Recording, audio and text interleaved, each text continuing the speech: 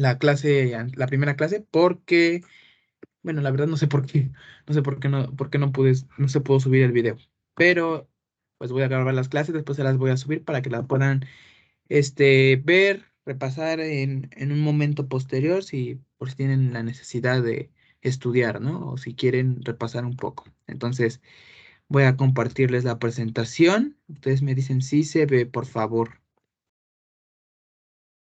y si me escucho.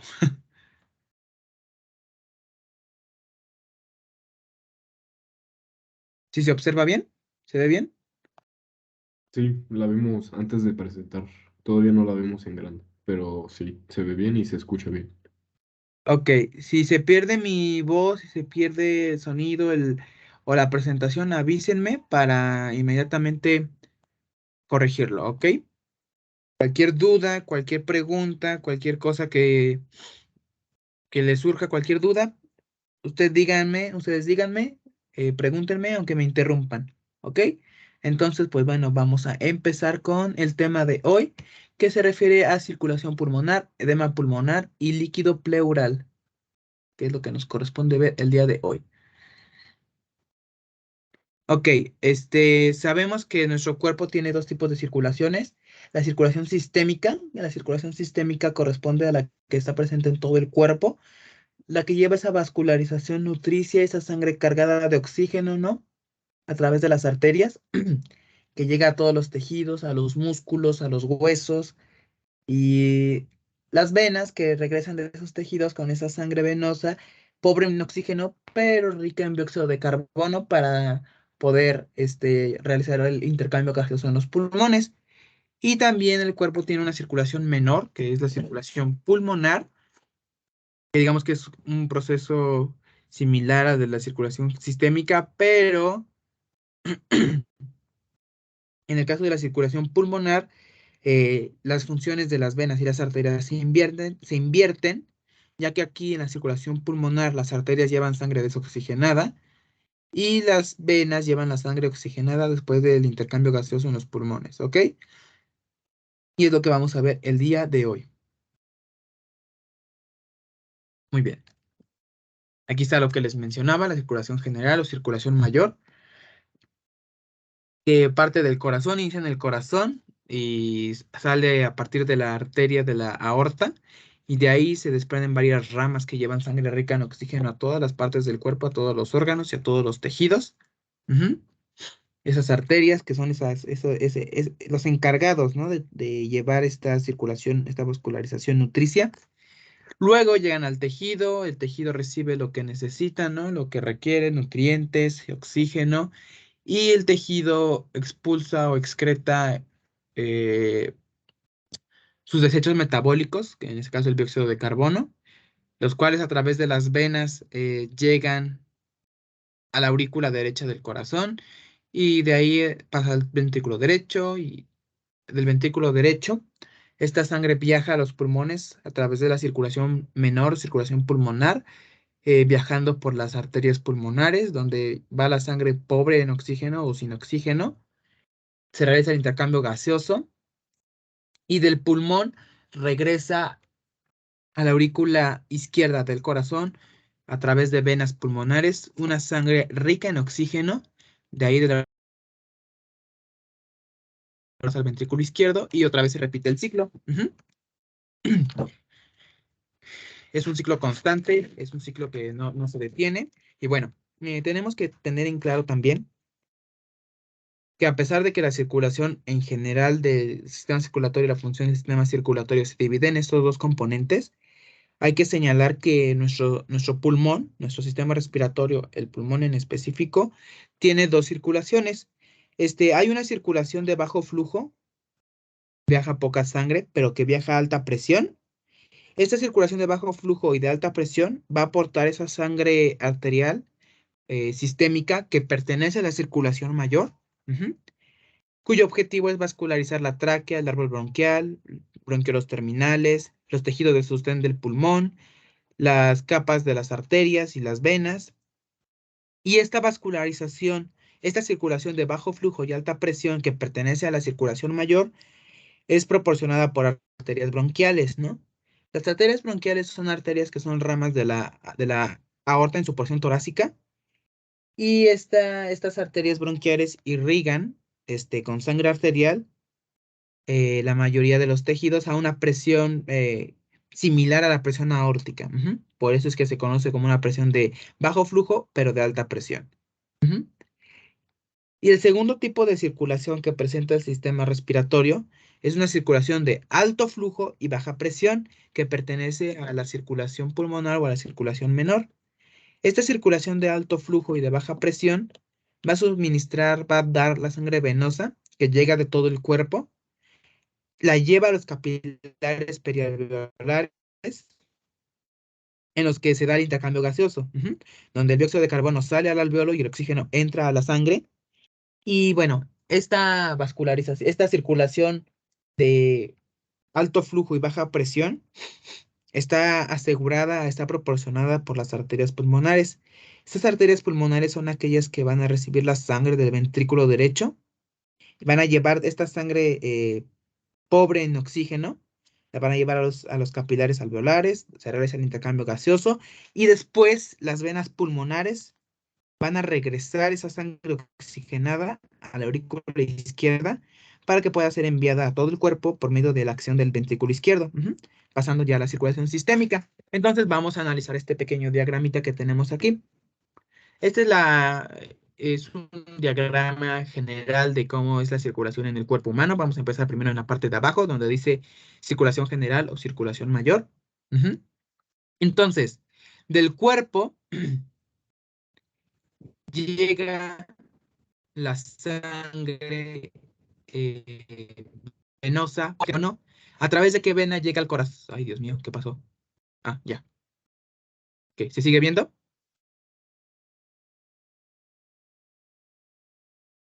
Sí. Sí, ok.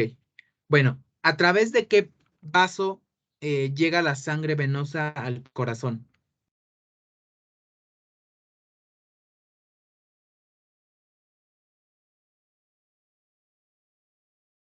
De la vena cava, De la vena cava, claro que sí. Ujú. Ah, ¿y en dónde desemboca la vena cava? aurícula derecha. Perfecto, en la aurícula derecha. Entonces, la vena cava, tanto la superior como la inferior, va a reunir toda la sangre venosa del cuerpo y desemboca en la aurícula derecha. Después de la aurícula derecha, pasa al ventrículo derecho y del ventrículo derecho, esta sangre venosa, pobre en oxígeno y rica en dióxido de carbono, va a viajar a través de arterias pulmonares a los pulmones y es aquí donde se convierte en circulación pulmonar o circulación menor. Ujú. Y también estamos hablando aquí también de la circulación de alto flujo y baja presión. Entonces viaja la sangre desoxigenada a través de las arterias pulmonares, llega al sistema respiratorio, al tejido pulmonar, a los capilares perialveolares, se realiza el intercambio gaseoso. Después, después del intercambio gaseoso del pulmón, nacen venas pulmonares que llevan sangre rica en oxígeno y van a llegar de regreso al corazón. ¿A qué cavidad cardíaca desembocan las venas pulmonares?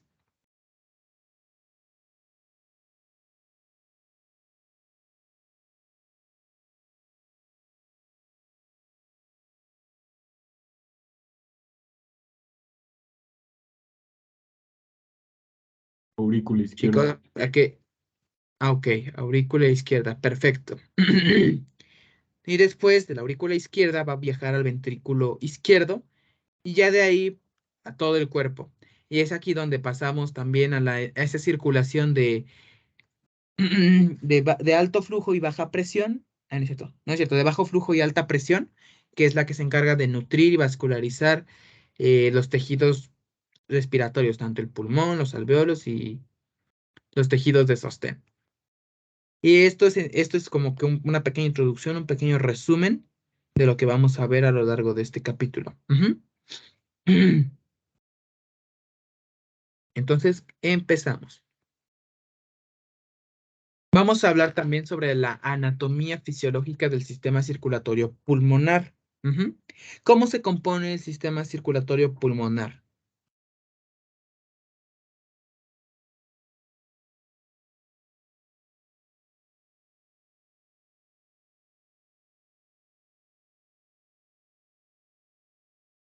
Pues puede comenzar en la arteria pulmonar, que se extiende 5 centímetros del ventrículo y se divide en dos, y esas son las que penetran en el hilio pulmonar, y luego pues en la vena pulmonar, que hace pues el mismo recorrido, solo que desemboca en la aurícula izquierda.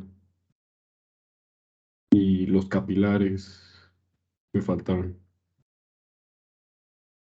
Muy bien. Sí, sí, es que la anatomía del sistema circulatorio, hablando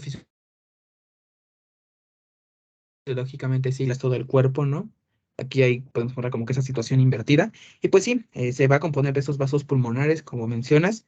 Eh, ya mencionaste muy bien, excelente la anatomía de la arteria pulmonar, que después de 5 centímetros se divide en dos ramas, una derecha y una izquierda, y cada rama va a su pulmón respectivo. Va a vascularizar el pulmón correspondiente, ¿no? Entonces, bueno, la arteria pulmonar, esta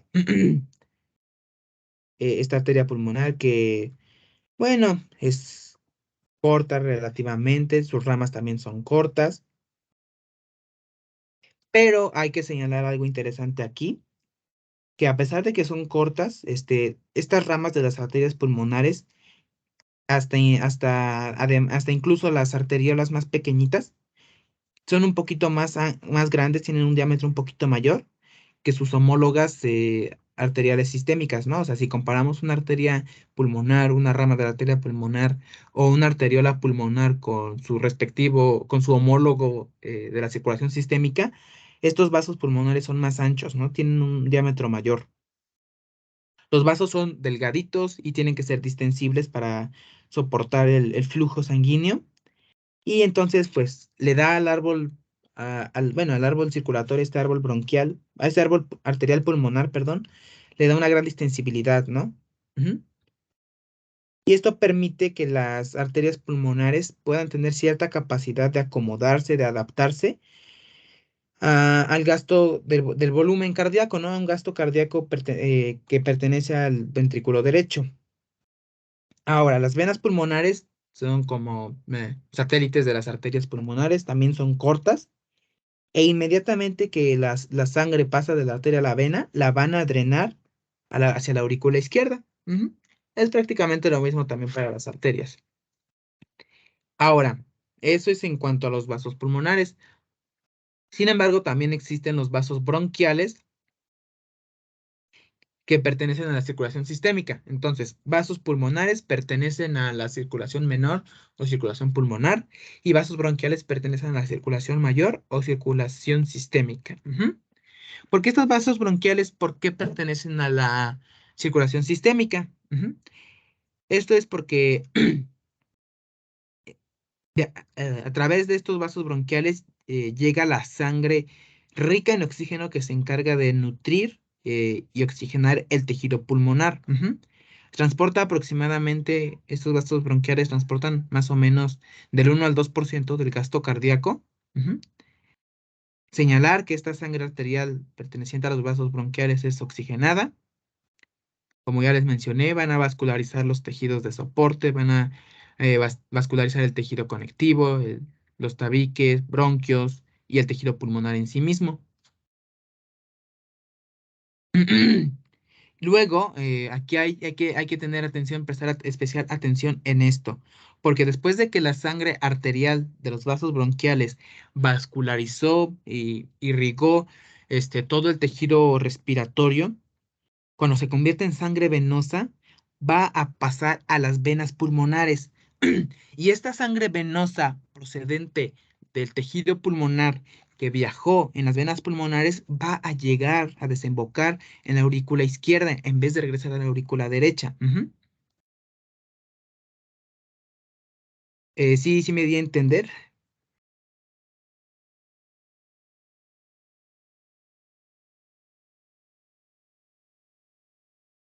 ¿Sí se entendió? Porque ay, luego esto es se hace un poquito bolas a veces, ¿no? El entenderlo. Sí, todo bien. Ok, bueno, espero que sí me hayan entendido que esta sangre bronquial, después de haber vascularizado y irrigado todo el tejido pulmonar, cuando se convierte en sangre venosa, en vez de drenar a la aurícula derecha como debería de ser, no, va a drenar a las venas pulmonares que van a desembocar en la aurícula izquierda. Ujú. Entonces, es por eso, ¿no? Que se combina un poquito de sangre venosa con la sangre que se supone que debería de estar bien oxigenada, ¿no? Y es por esta razón también que el gasto cardíaco del lado izquierdo del corazón es un poco mayor al que tiene el lado derecho del corazón. Ujú.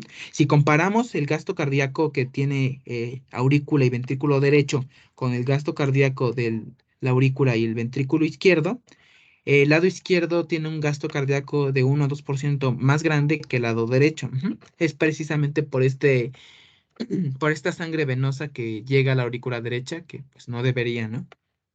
Pero esto pues es normal, es natural. No es que la persona esté enferma o el paciente esté enfermito, sino que es lo normal, ¿no?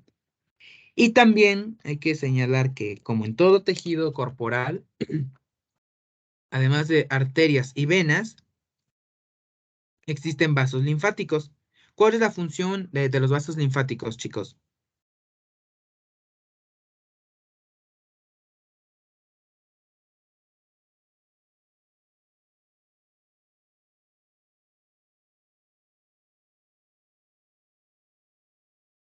Drenar la linfa y evitar la acumulación de la misma en el tercer espacio, ¿no? Ok, eso es perfecto, excelente. Bueno, como en todo tejido corporal, es necesario que exista también vasos linfáticos para drenar ese líquido que sale de los vasos sanguíneos y que puede pasar al intersticio, al espacio intersticial, ujú, y evitar pues un edema. Entonces, también hay linfáticos en el tejido pulmonar, en el sistema respiratorio. Ujú. En todos los tejidos de soporte del pulmón hay vasos linfáticos. Estos vasos linfáticos inician en los espacios que rodean a los bronquiolos terminales. Luego esos pequeños nodos van a drenar siguiendo hacia el hilio pulmonar y de ahí van a llegar al conducto linfático derecho, el conducto linfático torácico derecho. Es aquí a donde desembocan todos los linfáticos pulmonares. Ujú. Ahora, todas las sustancias que entran a los alveolos pulmonares, por ejemplo, a veces polvo, líquido o alguna otra sustancia, pueden ser retiradas de manera parcial por los vasos linfáticos. Ujú. Los vasos linfáticos tienen la función también de eliminar proteínas que escapan de los capilares pulmonares, esas proteínas que salen de repente y ayudan a prevenir el edema pulmonar. Hay que recordar que en un capilar, en un vaso sanguíneo, hay dos tipos de presiones, la presión hidrostática y la presión coloidosmótica. Ujú. ¿Qué es cada una de estas presiones? La presión hidrostática es la presión que nos proporciona el plasma, el líquido presente en la sangre, y esta presión hidrostática tiende a ir hacia afuera, ¿no? Ir hacia afuera del vaso sanguíneo. En cambio, también tenemos la presión coloidosmótica. Esta presión coloidosmótica es proporcionada por proteínas, ujú, y esta presión coloidosmótica dada por las proteínas tiende a atraer el líquido hacia el centro de los capilares, ¿no? Porque las proteínas deben de estar en un medio acuoso, entonces donde estén las proteínas va a haber agua. Ujú. Y bueno, nada más recuerden esto porque va a ser útil en el estudio del edema pulmonar. Ujú. ¿Dudas, chicos?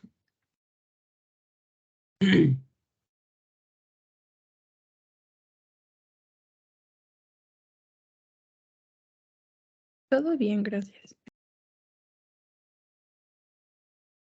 Ok, entonces continuamos. Porque vamos a hablar sobre presiones en el sistema pulmonar. Ujú. Del lado izquierdo vamos a ver una imagen que relaciona esa presión que hay en la aorta. Y en la parte inferior vamos a ver en la línea roja la presión que representa la presión de la arteria pulmonar y la línea negra que representa la presión en el ventrículo derecho. Y del lado derecho vamos a ver una comparación entre la presión de los vasos pulmonares. Y aquí es donde bueno, ahorita vamos a hablar un poquito de esto. Entonces, del lado derecho vamos a ver que está presente la arteria pulmonar, este, los capilares pulmonares y la aurícula izquierda. Pero si se dan cuenta, hay tres letras del lado izquierdo de la figura 39.2, la D, la M y la S. La letra D corresponde a la presión diastólica, la letra M presión media y la letra S a presión sistólica. Pero ahorita no se preocupen, no se presionen. Ahorita vamos a ver cada uno de estos. Primero hay que hablar sobre las presiones, sobre la presión presente en el ventrículo derecho. ¿Ok? Para comparar, bueno, para darnos una idea, se compara la presión del ventrículo derecho, que es la que les digo que está en color negro la línea, con la presión de la aorta. La presión de la aorta es muy elevada, o sea, es esta que está aquí, que va como de 75 a 120 más o menos, a comparación de la del ventrículo derecho, que va más o menos como de, ¿qué les gusta? Como de 5 a 25. Entonces, en el ventrículo derecho, ujú, la presión sistólica normal es de aproximadamente 25 milímetros de mercurio y la presión diastólica es de aproximadamente 0 a 1 milímetro de mercurio. Que si los comparamos con el ventrículo izquierdo, son cantidades pequeñas, ¿no? Esas son las presiones presentes en el ventrículo derecho. La sistólica de 25 milímetros de mercurio y la diastólica de 1 milímetro de mercurio. Ahora, la línea roja que representa. La línea roja es una curva que representa la presión arterial pulmonar, la presión de las arterias pulmonares. Entonces, durante la sístole, en la arteria pulmonar, la presión es prácticamente la misma del ventrículo derecho, que es de 25 milímetros de mercurio. Pero cuando la válvula pulmonar se cierra, la presión pulmonar no cae como la presión ventricular. Sino que la presión de la arteria pulmonar en la sístole es un poquito, bueno, es de 25 y en la diástole es de 8 milímetros de mercurio aproximadamente. Entonces eso nos da una presión arterial pulmonar media de 15 milímetros de mercurio. Y vamos a comparar las líneas. Línea negra, que es presión ventricular derecha, que va de 1 milímetro de mercurio a 25 milímetros de mercurio. Se cierra la válvula pulmonar y otra vez cae a 1 y se vuelve a elevar y a 1 y se vuelve a elevar a 25, pero en la arteria pulmonar no es así. En la arteria pulmonar no, después de que se cierra la válvula pulmonar no cae tanto, o sea, entonces de 25 milímetros de mercurio, nada más cae hasta 8 milímetros de mercurio. Ahí ¿dónde está mi mouse? Aquí está. ¿Ya se dieron cuenta? Entonces va de 8 a 25, 8 a 25, 8 a 25 y así. Y dense cuenta de otra cosa. La presión en el ventrículo derecho cae abruptamente, así rápido, mientras que en la arteria pulmonar es más lento, ¿no? Esta caída de presión, si se dan cuenta. Comparen las dos líneas, la línea negra y la línea roja, y verán cómo es diferente esta caída de presión, ¿no? En la arteria pulmonar es todavía más lenta, es calmada, ¿no? Es algo, pues, sí, más lento, a diferencia del ventrículo derecho que cae de golpe. Ahora sí, pasando a la siguiente figura, la figura 39.2. Vamos a hablar sobre la presión capilar pulmonar. Entonces, la presión capilar pulmonar en promedio es más o menos de 7 milímetros de mercurio. Que aquí está, miren, capilares pulmonares. Aquí está, 7 milímetros de mercurio. Ya se dieron cuenta. Pero ahorita, pues, ustedes se preguntarán, ¿y por qué es tan baja la presión en el capilar pulmonar? No se preocupen, ahorita la vamos a ver cuando pasemos a hablar acerca de edema pulmonar. Entonces, ahorita hablamos de eso.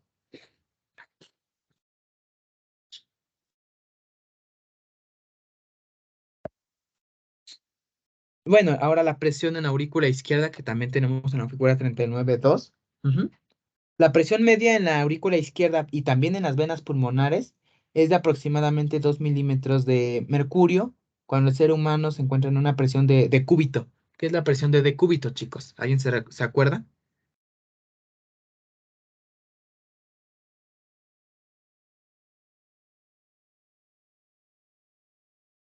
¿No? Es cuando estás acostado horizontalmente, ¿no? Sí, es correcto. Entonces, cuando la persona está recostada en forma horizontal, la presión en la aurícula izquierda y en la vena pulmonar, bueno, en las venas pulmonares más grandes, es de aproximadamente 2 milímetros de mercurio. Y puede variar, ujú. O sea, no es como que la cifra ya establecida, ¿no? Esta cifra, esta cantidad puede variar. Puede incluso registrarse una presión tan baja como de 1 milímetro de mercurio o puede subir a 5 milímetros de mercurio. Ujú. Normalmente, es preciso señalar que normalmente no es posible medir directamente la presión de la aurícula izquierda de un ser humano. Ujú. Ustedes porque se imaginan que es complicado medir la presión, bueno, medir directamente la presión de la aurícula izquierda.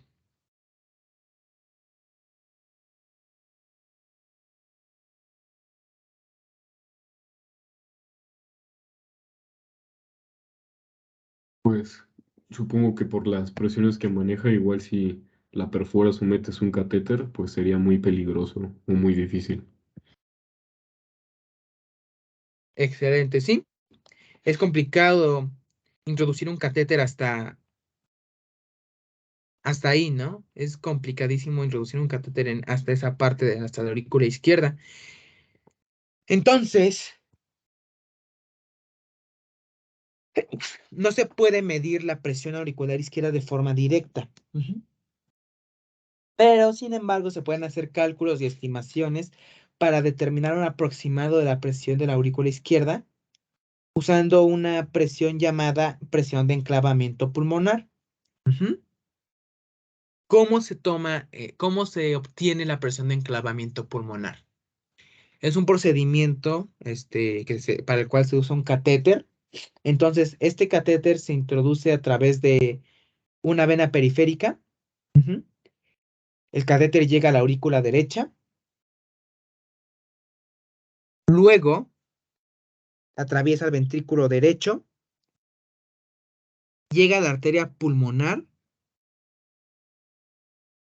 Llega a una de las pequeñas ramas de la arteria pulmonar, una de las ramas más pequeñas. Y ya que el catéter llegó a esta parte, se empuja el catéter y se hace que se enclave, o sea, que se clave fuerte en la rama pequeña de la arteria pulmonar. Entonces, es así como se obtiene esta presión de enclavamiento a través de este catéter, y es una medida indirecta, porque como ya menciona Luis, es complicado medir directamente la presión de la aurícula izquierda, ¿no? Por el peligro que, que es inherente a este procedimiento, ¿no? Entonces, esta presión de enclavamiento es de 5 milímetros de mercurio y se estima que esa es la presión de la aurícula izquierda. Ujú. Como les digo, es un aproximado porque en realidad no se sabe la presión real. Sería complicado, ¿no?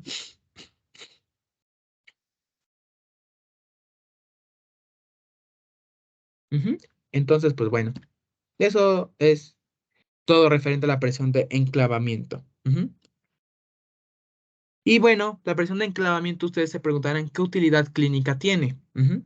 La presión de enclavamiento es útil para medir la presión de la aurícula izquierda en ciertas alteraciones de la presión capilar pulmonar o de la presión de la aurícula izquierda, ¿no?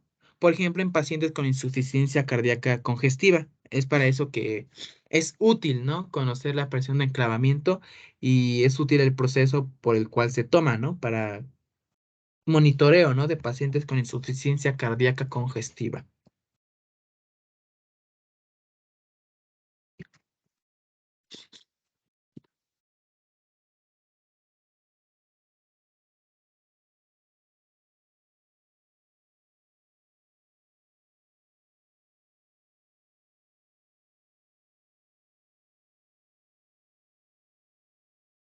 ¿Dudas, chicos?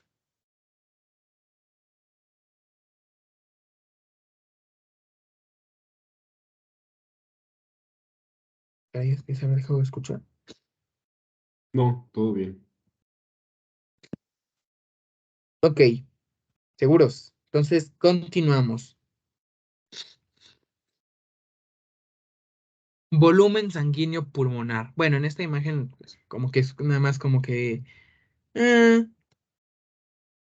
ilustrativa, digámoslo así, sobre la anatomía del pulmón y pues también un poco hablar acerca de la circulación pulmonar. Ujú. Entonces, bueno, vamos a ver de esto. Aproximadamente, con ya de todo, de ambos pulmones, la sangre que está presente es más o menos de 450 mililitros, ¿no? Que corresponde al 9% de toda la sangre del cuerpo, ¿no? De la sangre total del organismo. Ahora, de esos 450 mililitros, más o menos 70 mililitros están en los capilares pulmonares. Ujú. Y el resto de sangre se divide en partes iguales entre las arterias y las venas pulmonares. Ujú. Ahora, esta cantidad de 450 mililitros tiene su razón de ser, ¿no? No es que la sangre esté ahí como que sin uso, sin utilidad, porque como ya vimos, de esos 450 mililitros, solamente 70 mililitros están en los capilares pulmonares, o sea, en los capilares perialveolares, pero el hecho de que los pulmones tengan tanta sangre tiene cierta utilidad clínica. ¿Por qué? Porque los pulmones tienen la utilidad de servir como reservorio de sangre, ¿no? En una situación patológica como, por ejemplo, una hemorragia, podría ser, o una situación fisiológica como aumento del ejercicio, pérdida de líquidos, por ejemplo, ¿no? Entonces, en situaciones anormales, la cantidad de sangre de los pulmones puede variar, ujú, puede hacerse de la mitad de su volumen normal o aumentar al doble de su volumen normal, entonces son alteraciones, ¿no? Supongamos, una persona que toca algún instrumento de viento como una trompeta, una tuba, un trombón, tiene que soplar intensamente, lo que va a generar una presión alta en los pulmones y esto ocasiona que se expulsen aproximadamente 250 mililitros de sangre del aparato circulatorio pulmonar de estas venas y arterias pulmonares a la circulación sistémica. Ujú. Igual, en el caso de una hemorragia grave, una hemorragia así bastante seria, puede ser compensada en forma parcial por el desplazamiento de sangre inmediatamente que el cuerpo detecta esa pérdida de sangre acelerada, esa hemorragia, los pulmones desplazan automáticamente esa sangre hacia los vasos sistémicos para tratar de suplir la necesidad, ¿no? de sangre que se tiene en el cuerpo por la pérdida. Ujú. Continuamos entonces. Y hay ciertas patologías cardíacas que pueden hacer que la sangre se desplace de la circulación sistémica a la circulación pulmonar y esto ya es grave. Ujú. Ya vamos a hablar más adelante sobre el edema pulmonar y van a ver por qué les digo. Ujú. Entonces, casos clínicos como de insuficiencia cardíaca del lado izquierdo, quizás aumento de la resistencia del flujo sanguíneo a través de la válvula mitral, que puede ser causado por quizás una estenosis de la válvula mitral o una insuficiencia de esta válvula. Entonces, estos problemas cardíacos hacen que la sangre se quede detenida, ¿no? En la circulación pulmonar, que se estanque ahí. Y esto causa un aumento del volumen de sangre pulmonar, ¿no? Un aumento de incluso hasta el doble. Entonces, de 450 mililitros de sangre, que es lo normal, puede aumentar hasta 900 mililitros de sangre, casi un litro de sangre. Pero esto no se detiene ahí, sino que ese aumento de sangre en la circulación pulmonar va a causar un aumento del volumen de sangre en el pulmón. Ujú. Y este aumento de sangre en el pulmón va a causar un aumento en la presión pulmonar. Ujú. Ahora, si comparamos la circulación pulmonar con la circulación sistémica, el volumen de la circulación sistémica es aproximadamente 9 veces mayor que el de la circulación pulmonar. Entonces, si la sangre del sistema de la circulación sistémica se desplaza a la circulación pulmonar, va a afectar tremendamente estas presiones en los pulmones y puede causar patologías. Ujú. Pero ahora, si la sangre pulmonar se desplaza a la circulación sistémica, también causa problemas. Sin embargo, sistémicamente es muy complicado detectarlo, ¿no? Tiene efectos leves en la circulación sistémica. Ujú. Pero en el funcionamiento pulmonar, ese sí lo afecta. ¿Ok? ¿Dudas, chicos?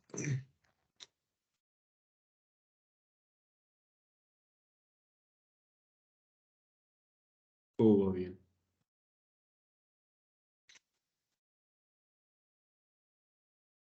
Muy bien, continuamos entonces. Vamos a hablar sobre el flujo sanguíneo a través de los pulmones y su distribución. ¿Recuerdan lo que les había mencionado que cuando baja la circulación sanguínea en los alveolos pulmonares, se cierran? No sé si lo recuerden, que se los mencioné. Ah, antier, ¿no? ¿Qué día fue hoy? Sí, antier,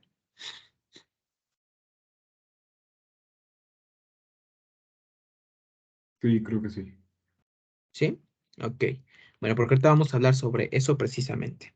Y es muy, muy, muy, muy, muy, muy, muy, muy, muy interesante. Ujú. Entonces, el flujo sanguíneo que pasa a través de los pulmones es prácticamente el mismo, este, y es igual básicamente al gasto cardíaco. Entonces, los factores que controlan el gasto cardíaco también van a controlar el flujo sanguíneo en los pulmones. Ujú.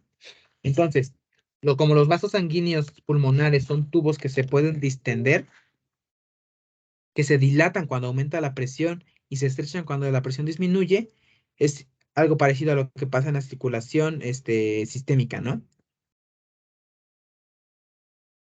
Entonces, para conseguir un intercambio gaseoso ideal o adecuado, la sangre debe distribuirse, debe de enviarse, debe de dirigirse al segmento pulmonar en el que el alveolo esté mejor oxigenado, ¿no? Ujú. Entonces hay un mecanismo, no se conoce bien la causa, la razón, el motivo, pero el mecanismo se conoce, se sabe que existe y se sabe que funciona. Y esto es que cuando disminuye la concentración de oxígeno en el alveolo, ujú, esto como consecuencia reduce el flujo de sangre local, ¿no? Cierra los capilares perialveolares que llegan a este alveolo para regular esta distribución del flujo sanguíneo del pulmón. Veamos esta imagen que está en pantalla. En la imagen superior vemos la normalidad, los alvéolos que están bien llenitos de aire, ¿no? Llegan bien sus vasos sanguíneos, no hay problema, todo genial, todo excelente. Pero vean en la imagen de abajo, el alvéolo de la izquierda disminuyó su concentración de oxígeno. Entonces los vasos sanguíneos que llegan y salen de él se constriñen, disminuyen su diámetro, se cierran. En cambio, el alvéolo de la derecha, que está recibiendo más oxígeno, los vasos sanguíneos se dilatan aún más, ¿no? Para aumentar ese flujo.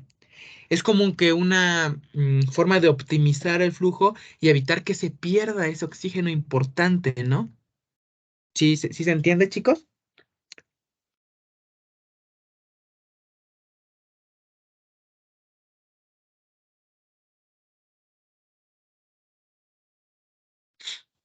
O bueno, entonces continuamos. Ahorita les sigo explicando esto.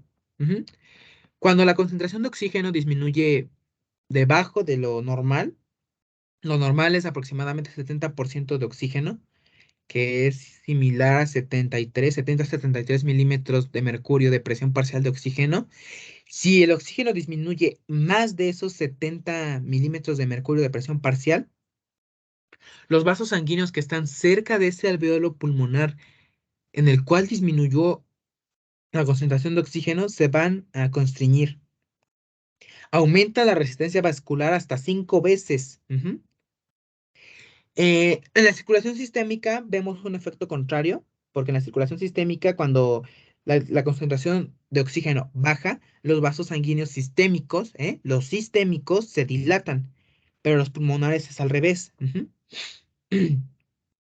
En los pulmonares, cuando baja la concentración de oxígeno, el vaso se cierra para optimizar la circulación pulmonar y enviar esa sangre al alvéolo que sí está recibiendo oxígeno. Como les digo, los mecanismos asociados a esta vasoconstricción en hipoxia no se conocen del todo, ¿no? No se conocen bien, pero se piensa, ¿no? Se tiene como que es la teoría, la posible teoría de que probablemente la baja concentración de oxígeno pueda tener algunos efectos, ¿no? Se cree que la baja concentración de estímulo de oxígeno estimula la liberación de sustancias vasoconstrictoras, ¿no? Por ejemplo, la endotelina o especies reactivas de oxígeno. Ujú. Puede aumentar su liberación o puede aumentar la sensibilidad del tejido del vaso a estas sustancias. También se piensa que la disminución del oxígeno puede reducir la liberación de uno de los vasodilatadores más potentes, que en este caso es el óxido nítrico. No sé si ya hayan escuchado hablar sobre el óxido nítrico y su papel como vasodilatador. Entonces, bueno, otras evidencias sugieren que la hipoxia, esta falta de oxígeno, puede causar la vasoconstricción porque inhibe los canales iónicos de potasio que son sensibles a oxígeno. Y esto pues es como estos canales están presentes en las membranas de las células de músculo liso del vaso sanguíneo pulmonar. Entonces, a bajas presiones, el canal se bloquea, se despolariza la membrana celular, se activan los canales de calcio, entran canales de calcio al músculo liso del vaso y este incremento en la concentración de calcio va a causar constricción de las arteriolas y de las arterias. Ujú. Entonces, estos mecanismos, tanto el de vasoconstricción como el de aumento de la resistencia vascular en los vasos sanguíneos pulmonares, por la baja concentración de oxígeno, tienen la función de una distribución eficaz del flujo sanguíneo, ¿no?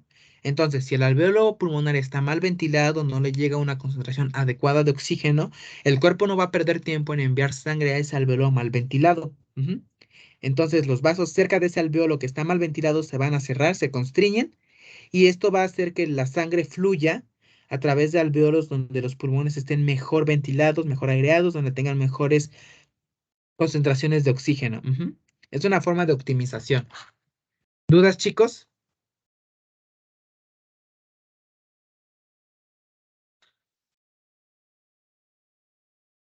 ¿Dudas, quejas, sugerencias, preguntas? Por mi parte, todo bien, súper bien. Ya saben que si tienen dudas, con gusto, aquí las atendemos, chicos. Para eso estamos. Ujú. ¿Dudas, Mari? ¿Tienes dudas? No, todo bien, gracias. Espero que sí me hayan entendido esta parte bueno, esta parte de la vasoconstricción.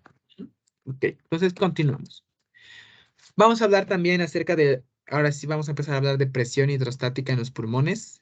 Vamos a hablar sobre el efecto de esta presión hidrostática sobre el flujo sanguíneo pulmonar en cada región.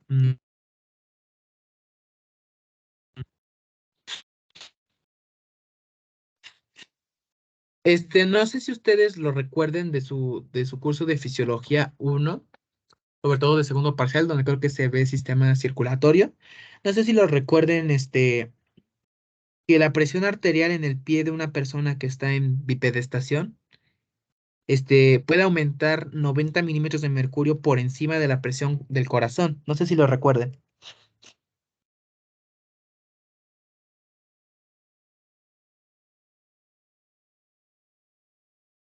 Sí, algo, sí. ¿Sí? Que también les mencionaron que pues se puede como que estancar la sangre ahí, es cuando se ve como que hinchado el pie, ¿no? Después de mucho tiempo de estar parado, de estar caminando.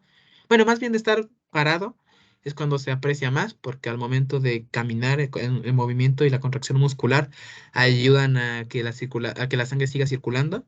Entonces, no sé si les ha pasado también que están mucho tiempo de pie y cuando se sientan como que sus pies como que se liberan de un peso, ¿no?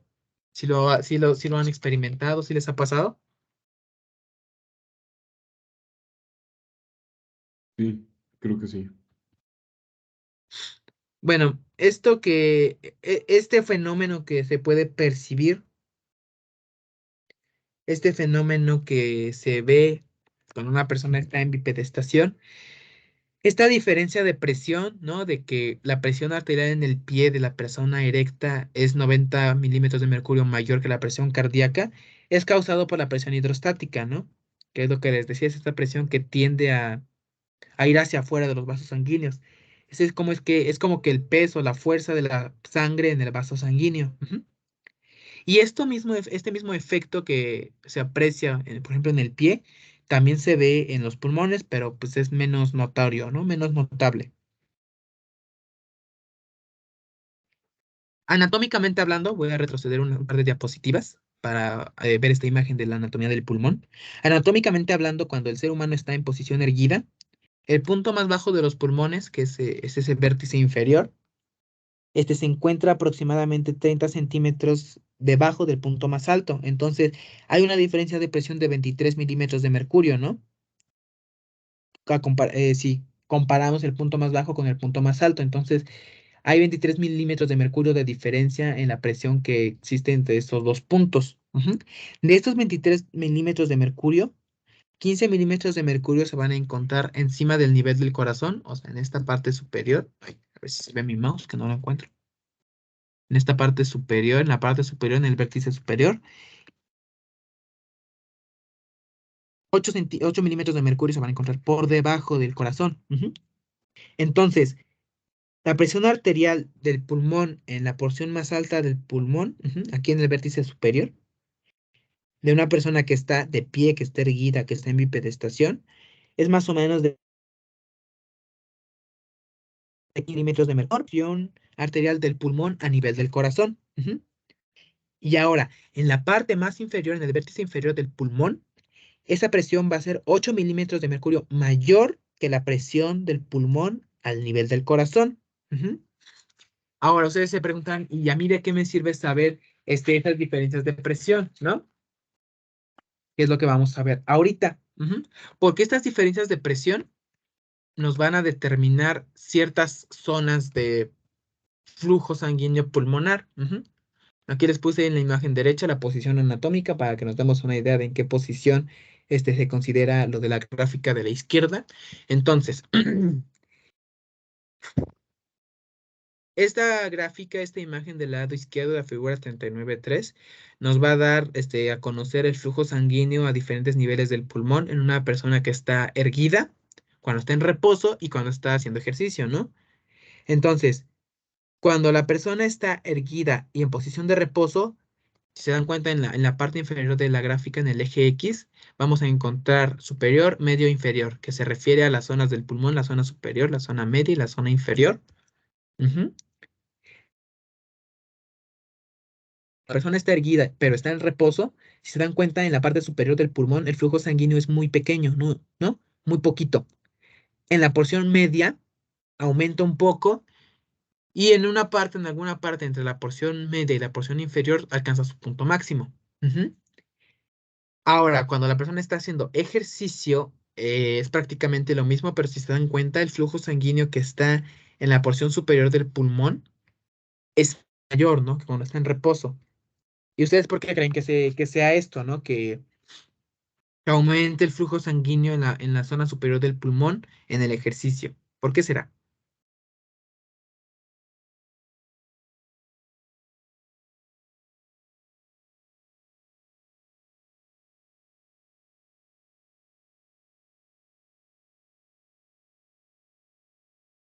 Pues tiene que ver también con que recibiría más oxígeno y con esto se redirige el flujo de los capilares, ¿no? Sí, sí, perfecto. Entonces, continuamos. Muy bien. Y ahorita van a ver ese efecto, ¿no? De los gradientes de presión en los pulmones, y la influencia que tienen sobre el flujo sanguíneo del pulmón, ¿no? El flujo sanguíneo regional. Ahorita vamos a ver, qué es lo que pasa, ¿no? Y precisamente es esto, ¿no? De lo que vamos a hablar. Sobre las zonas de flujo sanguíneo pulmonar. Es algo muy interesante. Nada más que no se pierdan porque sí está, a veces es un poquito complicado de entender, ¿no? Ok, continuamos. Bueno, ¿qué es lo que podemos apreciar en este, cómo se decía, cómo se diría, cómo se diría? En esta imagen. Ujú. ¿Qué es lo que pueden ustedes apreciar?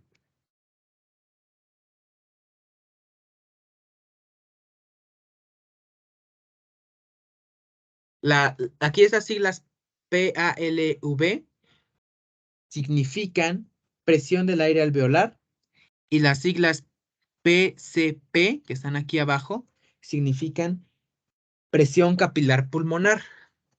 Ahora, con este significado, ¿ustedes qué me pueden decir de esta imagen? ¿Qué se imaginan que esté pasando?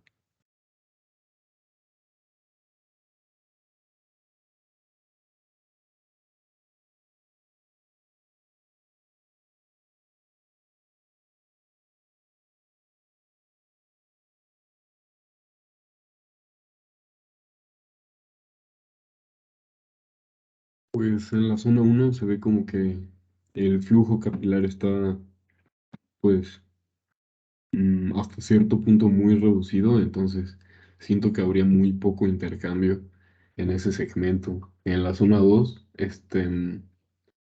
pues parece que está como intermitente, y en la zona 3 pues que hay un alto flujo.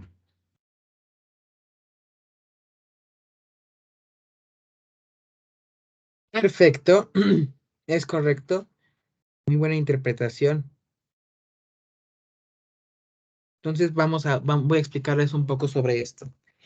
Las presiones que les mencioné hace rato, la gráfica que vimos en la diapositiva anterior, está de la posición erguida en reposo, ese efecto de la presión hidrostática, es lo que nos determina estas zonas, ¿no?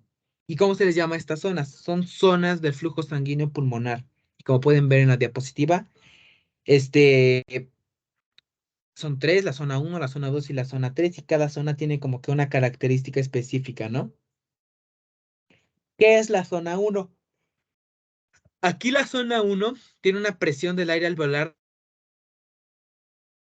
elevada, tan elevada que la presión capilar del capilar pulmonar no puede, ¿no? No puede contrarrestar esa presión del aire alveolar. Entonces, hay ausencia de flujo, ¿no?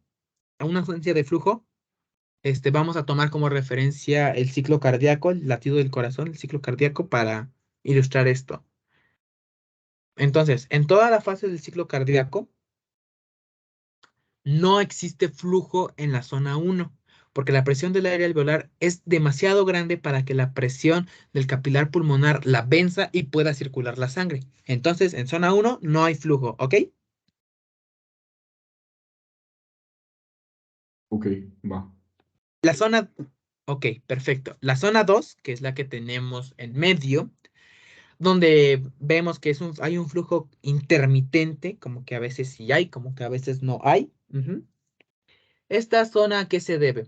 Tomando el ciclo cardíaco como referencia, este, hay un flujo sanguíneo intermitente porque solamente durante los picos de presión arterial pulmonar, cuando es la sístole, porque en el momento de la sístole es cuando hay mayor presión en las arterias, entonces durante la sístole se alcanza el pico de presión arterial pulmonar y es de esta manera que esa presión del capilar pulmonar vence a la presión del aire alveolar y si hay un cierto momento, un momento transitorio en el cual hay flujo de sangre. Entonces el flujo es intermitente.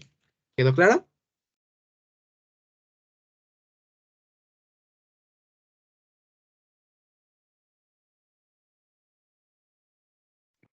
Sí, claro. Ok, continuamos ya con la última zona, que es la zona 3, que si se dan cuenta es un flujo sanguíneo totalmente continuo. ¿Y por qué es continuo? Porque aquí la presión del aire capilar, digo, la presión del capilar alveolar es mayor que la presión del aire alveolar, ujú, durante todo el gasto cardíaco. Entonces, Siempre, siempre, siempre hay flujo sanguíneo. Siempre, siempre hay flujo sanguíneo. Y siempre, siempre hay intercambio gaseoso, ¿ok?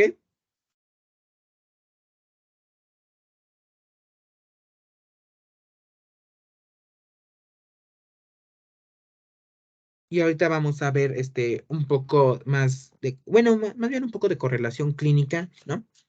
Sobre referente a las zonas de flujo sanguíneo al pulmonar.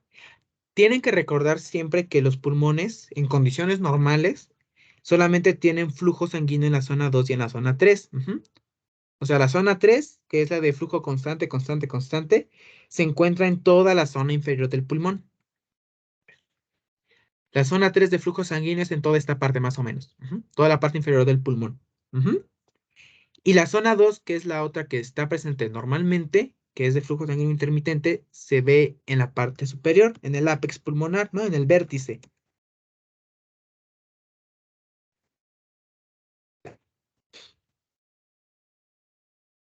Entonces ya saben, ¿no? Ya saben que es por eso, bueno, solo hay flujos en zona 2 y zona 3.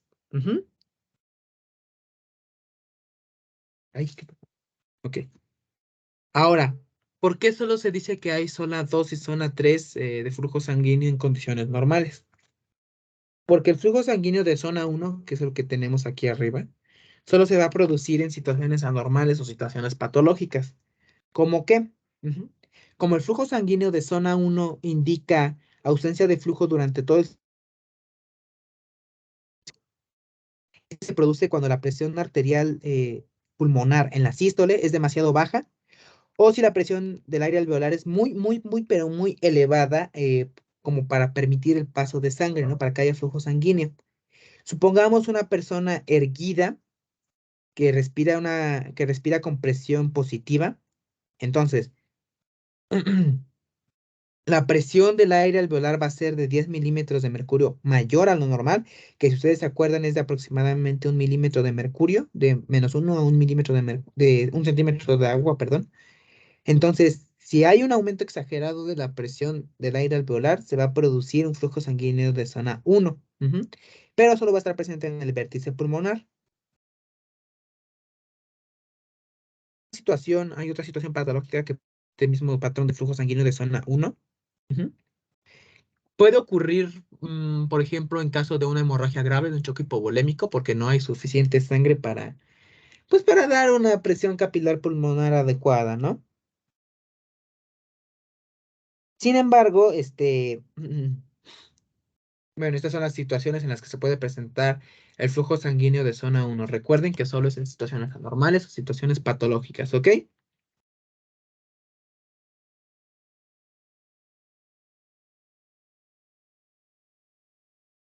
¿Dudas, chicos? Por mi parte, todo bien hasta ahora.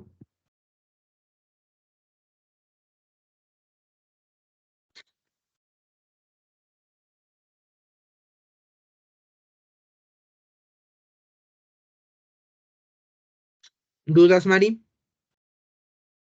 Todo bien, gracias.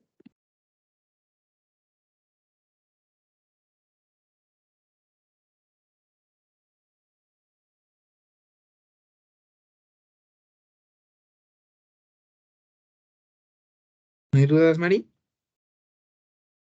No, todo bien. Creo que no me escuché, pero había dicho que todo bien. No. Ok. Bueno, entonces continuamos con esto. Ay, mi garganta. Ok, ya casi pasamos a esto que también es un tema muy, muy, muy, muy, muy, muy interesante. ¿Cuál es el de adaptación del... Sí, ya te voy a cambiar de diapositiva.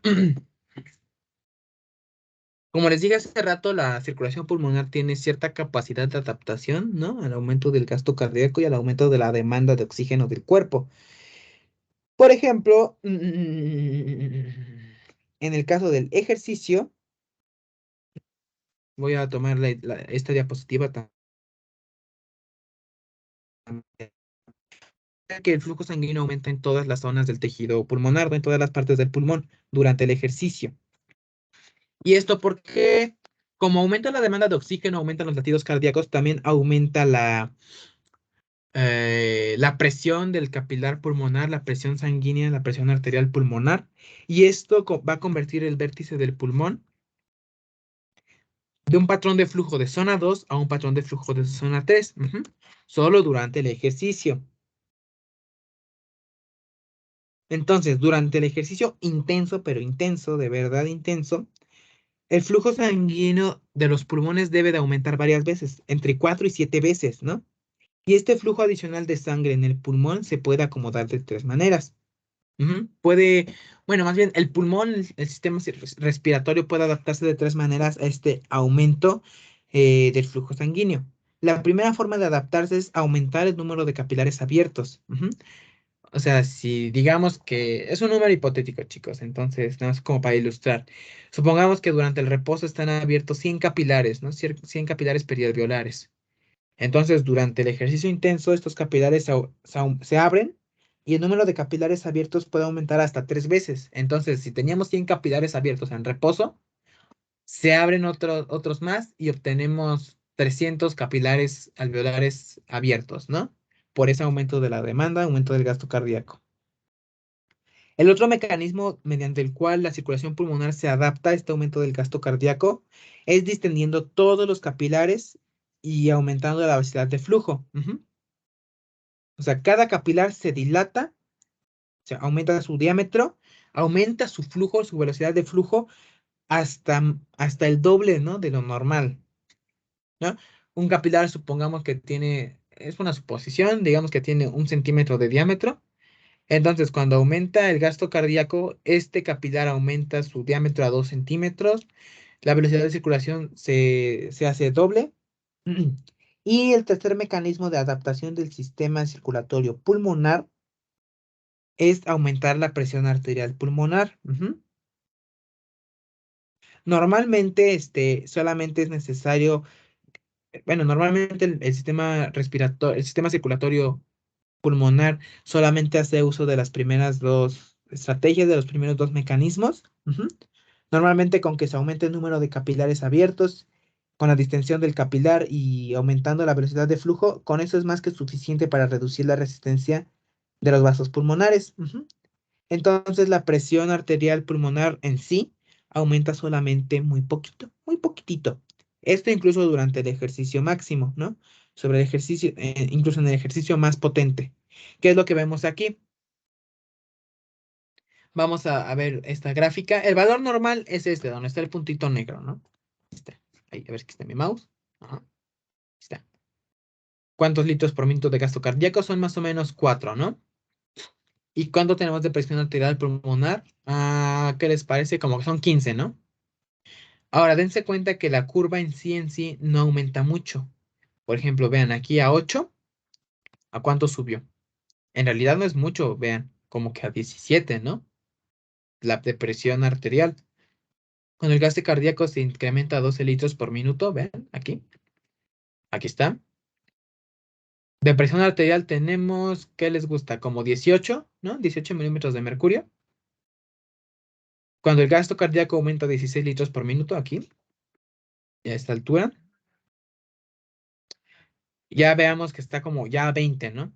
Y así. Ahora aquí en el punto más grande de 24 litros por minuto, vean, es este punto.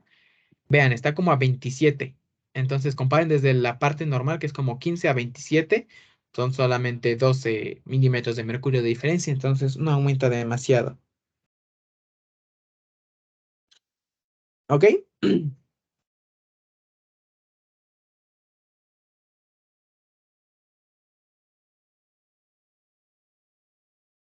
Y bueno, la utilidad de estos mecanismos, para tratar de compensar, de adaptarse, ¿no? Al aumento del gasto cardíaco,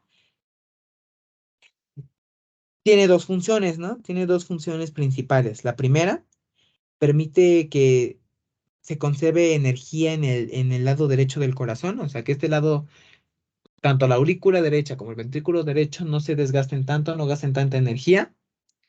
Y dos, ayuda a evitar Como no aumenta significativamente la presión pulmonar, ayuda a evitar la aparición de edema pulmonar, que sí es una condición clínica bastante grave. ¿Ok? ¿Dudas, chicos?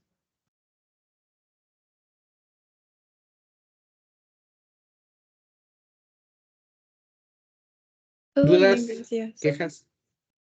No, todo bien, Perfecto. Mateo. Todo bien. Seguros, porque les voy a hacer examen al final de la unidad, bueno, de esta unidad de sistema respiratorio y a ver si lo sacan limpio, ¿eh? Que yo creo que sí lo van a sacar limpio, porque sí ponen atención.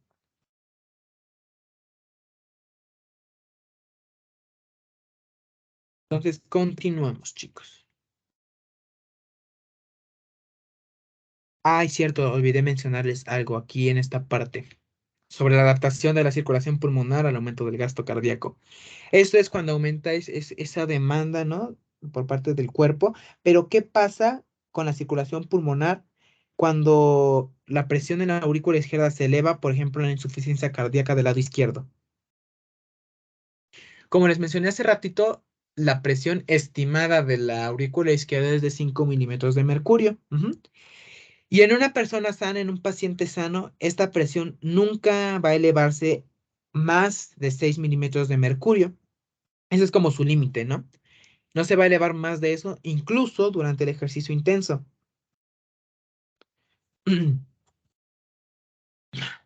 Entonces, este ligero aumento de presión, esta ligera diferencia de presión en la aurícula izquierda, no tiene en realidad efecto alguno sobre la circulación pulmonar, ¿no?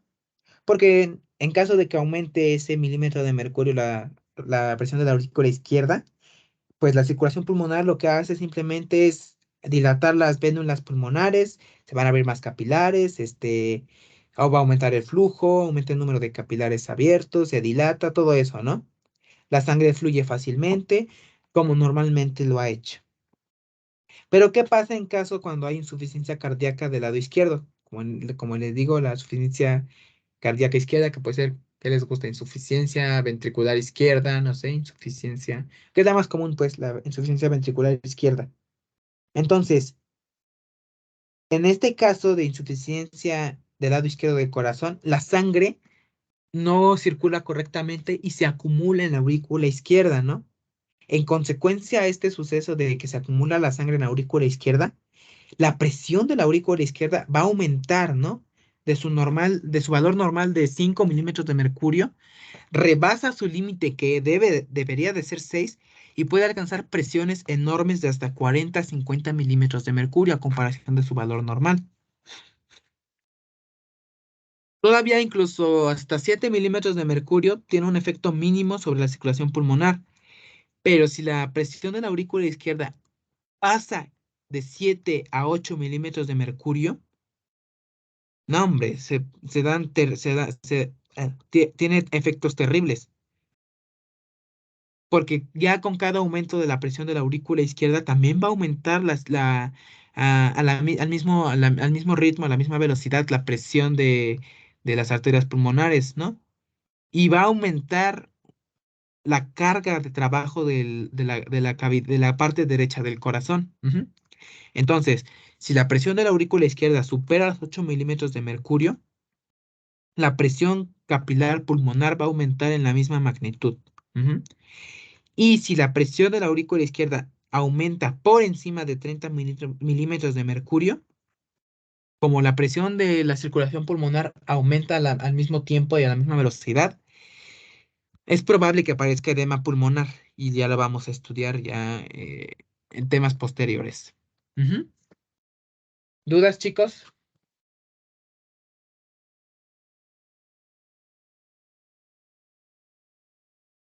No, todo bien. Ok, continuamos entonces.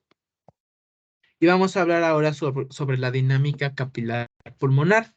Que bueno, aquí les puse una imagen ilustrativa sobre la anatomía de los capilares pulmonares y de los alveolos pulmonares, que si pueden ver, aquí está del lado izquierdo superior, el bronquiolo respiratorio, cómo llegan la arteriola y la vénula pulmonar, pues los músculos del bronquiolo, el conducto alveolar, el saco alveolar. los alvéolos y la red capilar que rodea los alvéolos pulmonares. Ujú. Y ahorita vamos a ver un poco de esto. Este, eso lo vamos a analizar después, sí lo vamos a ver. Pero bueno, lo vamos a ver a más profundidad en capítulos posteriores, pero como pueden ver en la imagen del lado izquierdo superior, esta imagen, si se dan cuenta, esta red capilar que circunda los alvéolos pulmonares es este, tan extensa, tan densa, ujú, que hay sitios en el que el capilar se toca, bueno, choca con otros capilares vecinos. Están tan pegados que a veces no se le llama red capilar, ¿no? Sino que se le llama como lámina de flujo. Ujú. Se deja de considerar a los capilares, como vasos individuales, y se les llega a considerar como una lámina de flujo porque están tan juntitos, tan pegaditos, que la sangre fluye precisamente como una lámina, ¿no? Y bueno, ¿cuál es la presión del capilar pulmonar? No existe una medición directa, una cifra, digamos, 100% cierta o real de la presión capilar pulmonar. Solamente se han hecho estimaciones indirectas, lo que nos da un valor aproximado de 7 milímetros de mercurio. Probablemente este valor sea el correcto, pero aún no se sabe. Así que, pues bueno, quizás después se actualice el dato y tengamos el valor adecuado. Esto es porque la presión de la aurícula izquierda es de 2 milímetros, 5 milímetros de mercurio, aproximadamente está entre estos dos valores, y la presión de las arterias pulmonares en promedio es de 15 milímetros de mercurio. Entonces, pues se piensa que la presión del capilar pulmonar debe de estar, ¿no? Entre estos valores, y por eso se dejó como que de 7, que está como que en medio, ¿no?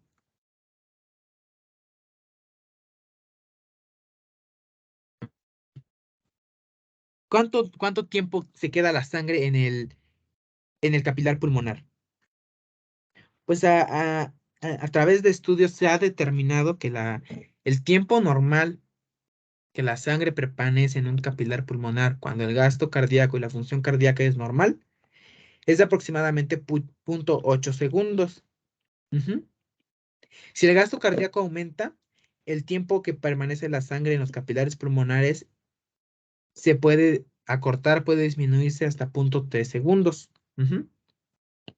Pero, pues bueno, este acortamiento de tiempo, esta reducción en el tiempo en que permanece la sangre en los capilares, podría ser incluso mayor, pero como se abren más capilares, bueno, como se abren más capilares para acomodarse, adaptarse al flujo sanguíneo, pues la sangre permanece más tiempo en el capilar de lo que debería, ¿no? Si no se abrieran todos los capilares. Entonces, en un tiempo tan corto, en esa fracción de segundo, la sangre pasa a través de los capilares alveolares y se da el intercambio gaseoso. Imagínense, en un tiempo de 0.8 segundos, ¿no? Y pues, ya en un gasto cardíaco aumentado en un tiempo de 0.3 segundos. Entonces, en ese tiempo tan cortito, se da todo el intercambio gaseoso, donde la sangre expulsa el dióxido de carbono y se absorbe oxígeno. Ujú. Ok, ahorita ya vamos a hablar de edema pulmonar, que es algo muy divertido, algo muy bonito. Digamos que cualitativamente, el intercambio de los capilares de líquido en los pulmones y la dinámica de los capilares pulmonares es prácticamente el mismo que en tejidos periféricos, cualitativamente. Ujú. Pero si hablamos de forma cuantitativa ya más estrictos, hay ciertas diferencias que es importante señalar. Ujú. Primero, la presión de los capilares pulmonares es baja, más o menos de 7 milímetros de mercurio. Ujú. Cuando los capilares periféricos que están en otros tejidos corporales, por ejemplo, un músculo, es de 17 milímetros de mercurio, ¿no? Entonces ahí está la primera diferencia. La presión del capilar pulmonar es de 7 milímetros de mercurio en comparación con la presión de 17 milímetros de mercurio que hay en tejidos periféricos. Ujú. Siguiente, la presión del líquido intersticial en el pulmón, en el tejido pulmonar, es un poquito más negativa que en el tejido intersticial en la periferia, ¿no? De modo que bueno, en el tejido periférico, en los tejidos periféricos, la presión intersticial es de menos 5 milímetros de mercurio. Y en el tejido pulmonar, la presión intersticial es de menos 8 milímetros de mercurio. Siguiente diferencia, que hace referencia a la presión coloidosmótica, que es proporcionada por las proteínas plasmáticas. En el líquido intersticial del pulmón, esta presión coloidosmótica es de aproximadamente 14 milímetros de mercurio, pero en los tejidos periféricos es de la mitad, ¿no? O sea, de 7 milímetros de mercurio. Última diferencia, bueno, hay que resaltar que la pared del alveolo es muy delgadita y el epitelio que recubre los alveolos pulmonares también es muy delgadito y es tan débil que se puede romper, ¿no? Si la presión del espacio intersticial es mayor que la presión del aire del alveolo. Ujú. Y si esto sucediera, si se rompe esa pared alveolar, permitiría el paso del líquido del intersticio hacia el alveolo, causando el edema pulmonar. Que ve, si voltean de este lado derecho, este es un alveolo, vean cómo circula, cómo se llena como que de un líquido, y es lo que conocemos como edema pulmonar. Ahorita más adelante vamos a hablar más a fondo sobre el edema pulmonar, no se preocupen. Ujú.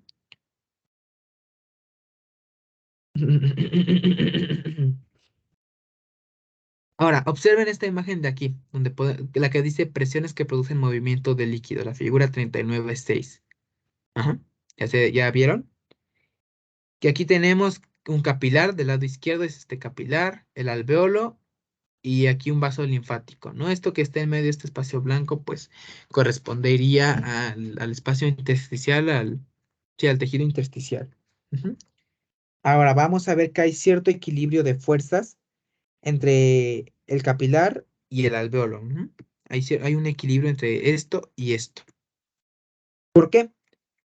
Hay un equilibrio entre las fuerzas que tratan de producir la salida del líquido del capilar hacia el intersticio pulmonar y hay fuerzas que tienden a producir esa absorción de líquido hacia el capilar. Ujú.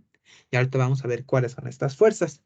La primera fuerza que tiende a producir la salida de líquido es la presión capilar, que es de aproximadamente 7 milímetros de mercurio, esta presión.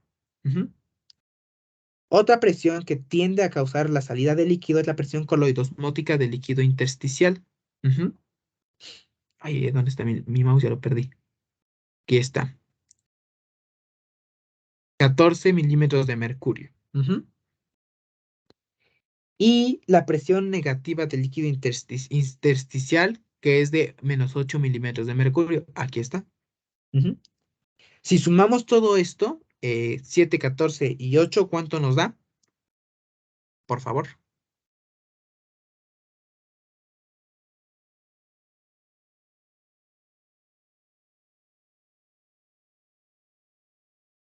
Dijiste 7, 14 y 8, Ajá, nos da 29. ok. Ujú. Bueno, este 7, la presión hidrostática del capilar, la presión capilar. Ujú. El 14, la presión coloidosmótica del líquido intersticial. Y 8, la presión negativa del líquido intersticial. A pesar de que estos son negativos y este positivo, los sumamos porque tienen como que el mismo objetivo, ¿no? Tienden a producir la salida del líquido del vaso sanguíneo al intersticio. Entonces, son 29, como ya nos dijo Luis, ya nos hizo favor de hacer el cálculo. Entonces, la fuerza total de salida, ya en conjunto de estas tres fuerzas, es de 29 milímetros de mercurio. Ahora, ¿qué tenemos? Las fuerzas que tienden a producir esa absorción de líquido hacia el capilar, que son la presión que corresponde a la presión coloidosmótica plasmática, que es igual a 28 milímetros de mercurio, esta cantidad que está aquí. Ujú. Solo es la única fuerza que se opone a esas fuerzas de salida. Y bueno, entonces la fuerza total de entrada, la fuerza neta de entrada es de 28 milímetros de mercurio. Normalmente, como pueden apreciar, las fuerzas de salida son un poco más grandes que las fuerzas de entrada. Ujú. Entonces, para calcular esa diferencia es sencillito. Las fuerzas de salida, como ya nos hizo el favor Luis de calcular, 7 más 14 más 8, que nos da igual a 29 milímetros de mercurio, que es lo que corresponde a la fuerza de salida, y 28, que es esa fuerza de entrada. Entonces, si hacemos esta operación, si a 29 si a 29, que es la fuerza de salida, le restamos el 28, que es la fuerza de entrada, nos da 1 milímetro de mercurio. Y este 1, este milímetro de mercurio, se le denomina presión media de filtración en la membrana capilar pulmonar. Que es esa presión con la que el líquido sale del capilar. Ujú.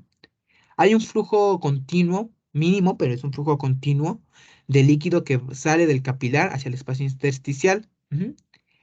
Hay una pequeña cantidad que pasa a los alveolos, pero se evapora, que está aquí, miren, aquí. Ujú. Y el líquido que queda es bombeado de nuevo a la circulación gracias al sistema linfático pulmonar, que es este que está aquí, miren. Ujú. Entonces, presión hidrostática, 7, 14 y 8, 29. Le restamos el 28 de la presión coloidosmótica o presión osmótica y nos da 1, que es la presión neta la presión media de filtración de la membrana capilar pulmonar.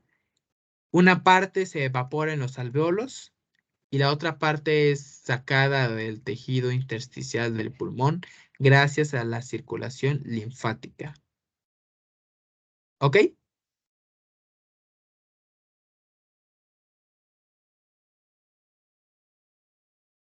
Sí, todo bien. Muy bien. Ahora, no recuerdo si se los mencioné o no, pero bueno, se los vuelvo a mencionar. Para que un alveolo pulmonar pueda funcionar correctamente, es necesario que esté seco, ¿no? Libre de líquidos. O sea, digo, sí tiene su líquido, ¿no? El líquido alveolario, el surfactante, pero tiene que estar libre, por ejemplo, de agua. Ujú. El líquido alveolar está excelente, pero cuando hay agua, el alveolo deja de funcionar.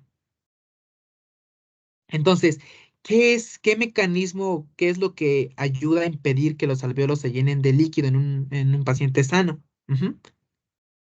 Ahora, bueno, ¿qué mecanismo es el que se encarga de esto? Tanto los capilares pulmonares como el sistema linfático de los pulmones normalmente van a tener cierta presión negativa en el espacio intersticial. Ujú. Entonces, siempre que aparezca algún líquido que no debería de estar en los alveolos pulmonares, este líquido inmediatamente va a ser aspirado, ¿no? Hacia el intersticio pulmonar. Va a salir a través de estas aperturas, miren, a través de estos poros que están en el alveolo, a través de estos pequeños poros. Esos pequeños espacios que hay entre las células epiteliales alveolares. Luego este exceso de líquido va a llegar a los linfáticos pulmonares, a los vasos linfáticos pulmonares. Aquí está. O sea que en condiciones normales un alveolo pulmonar se va a mantener seco. Ujú. Excepto esa pequeña cantidad mínima, mínima, mínima, mínima de líquido que va a pasar del vaso sanguíneo al alveolo.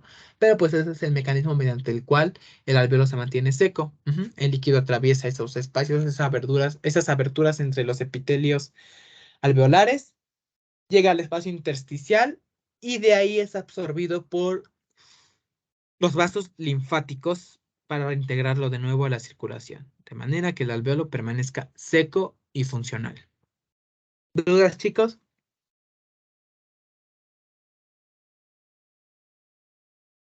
Todo bien. Ok, bueno, espero que sí le hayan entendido y le hayan puesto atención, porque ahorita el tema que vamos a ver, que es edema pulmonar, tiene mucho que ver sobre la dinámica capilar pulmonar, tiene mucho que ver con este tema de cómo se comporta el sistema circulatorio pulmonar. ¿Ok? Entonces continuamos. Déjenme ver. Edema pulmonar. ¿Ustedes qué han escuchado sobre el edema pulmonar, chicos? ¿Qué es lo que saben?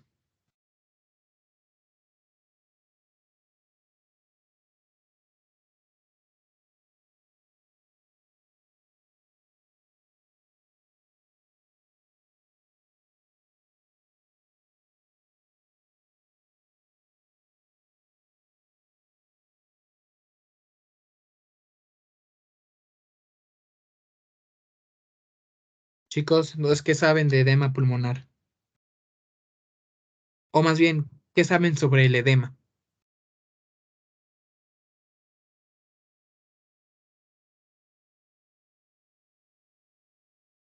Pues, bueno, que es especialmente grave aquí en los pulmones porque dificulta la ventilación y pues que puede producirse ya sea por hipoproteinemia o daño capilar o, bueno, cualquier desequilibrio en general de las presiones que ya vimos y pues eso, que es muy grave. Ok, Mari, ¿qué es el edema? Así, el edema en general, ¿qué es? Un exceso de líquidos ¿En dónde? en el intersticio. Perfecto. Muy bien. Sí, precisamente eso es el edema. Es esa acumulación de líquidos en el espacio intersticial. Como dijo Luis, las causas puede ser un desequilibrio en las presiones hidrostáticas y coloidosmóticas, falta de proteínas, porque pues las proteínas son la principal fuente de presión coloidosmótica en el plasma. ¿Qué más puede causar edema? Algunas infecciones pueden causar edema. Falta de flujo linfático puede causar edema. En fin, bueno, aquí del lado izquierdo una imagen ilustrativa así chistosita sobre el edema. En medio tenemos una radiografía de tórax, de cómo luce un tórax normalmente. Y del lado derecho coloqué una imagen de cómo se ve un tórax con edema pulmonar, que es de lo que nos interesa hablar en este momento. ¿Ok? Para que comparen más o menos cómo se ve el tórax normal y el tórax cuando hay edema pulmonar, ¿va? Y el edema pulmonar en sí se puede producir de la misma manera, es más, se produce, tiene la misma causa que el edema en cualquier otra parte del cuerpo. Ujú. Cualquier factor que, como dice Luis, altere esas presiones, que cualquier factor que altere las presiones, coloidosmótica, hidrostática, cualquier factor que altere la filtración de líquido hacia afuera de los capilares pulmonares, cualquier factor que impida la función de los vasos linfáticos o cualquier cosa que aumente la presión en el sistema circulatorio pulmonar. Ujú. O que aumente la presión del líquido intersticial del pulmón, que normalmente debe ser negativo, que si sea de negativo se hace positivo, inmediatamente va a causar ese llenado de líquido del espacio intersticial, causando el edema pulmonar, y como consecuencia también va a causar que los alvéolos pulmonares se llenen de líquido, ujú, el cual no va a ser reabsorbido y los alvéolos dejan de funcionar como deberían de funcionar. Ahora, ¿cuáles son las causas más frecuentes, ya no de edema en general, sino de edema pulmonar? La primera, insuficiencia cardíaca izquierda o alguna patología de la válvula mitral. Ujú. ¿Por qué? Cualquiera de estas dos patologías, tanto la insuficiencia como la valvulopatía, van a causar grandes aumentos de presión venosa en los vasos sanguíneos pulmonares. Ujú. Van a aumentar la presión capilar pulmonar y se iba a haber un encharcamiento en el espacio intersticial y en el alveolo. Ujú. La segunda causa, que también la mencionó Luis, que es daño capilar, un daño en el capilar sanguíneo del pulmón que puede ser causada por infecciones como neumonía o por inhalación de alguna sustancia irritante, corrosiva, tóxica, como el cloro, que es un gas, o por el dióxido de azufre, ¿no? Independientemente de cuál sea la causa de edema pulmonar, inmediatamente después del daño se da lugar a una fuga rápida pero tremenda de proteínas plasmáticas y de líquido desde el capilar al espacio intersticial pulmonar y al alveolar. Ujú.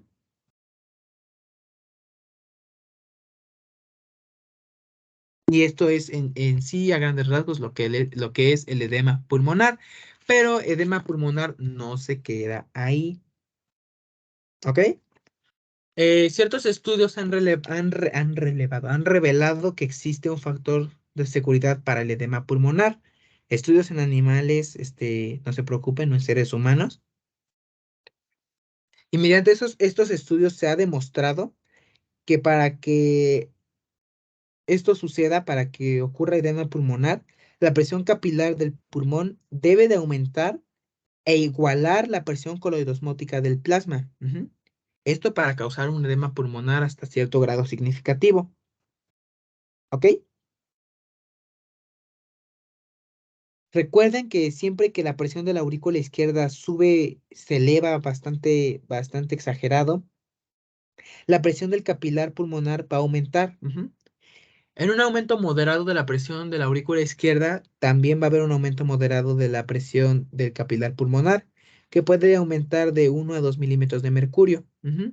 Pero si el aumento de la presión, este, de la aurícula izquierda es bastante grande, es bastante exagerado, entonces la presión del capilar pulmonar va a aumentar y va a superar la presión de la aurícula izquierda. Ujú. En estos estudios que les menciono, en cuanto a la presión de la aurícula izquierda aumenta por encima de 23 milímetros de mercurio, la presión del capilar, de los capilares pulmonares va a superarla, va a rebasarla y va a ser de 25 milímetros de mercurio. Inmediatamente que esto sucede, va a empezar el edema, ¿no? Va a empezar a acumularse líquido en los pulmones. Pero si la presión del capilar pulmonar aumenta todavía más, no, hombre, esa fuga de líquido, ese edema, se hace más grave, ¿no? Se agrava. Durante este experimento, durante estos estudios, la presión coloidosmótica del plasma era igual a 25 milímetros de mercurio. Ujú. En una persona, en un ser humano, el valor normal de presión coloidosmótica es de 28 milímetros de mercurio. Entonces, en una persona sana, la presión capilar pulmonar debe de aumentar del valor normal que tiene de 7 milímetros de mercurio. Escuchen bien, en una persona normal, sana, la presión capilar pulmonar normal es de 7 milímetros de mercurio y considerando que esta persona tenga una presión coloidosmótica de 28 milímetros de mercurio, se requiere que la presión capilar pulmonar aumente de 7 a 28 milímetros de mercurio para causar un edema significativo o importante en esta persona, ¿no?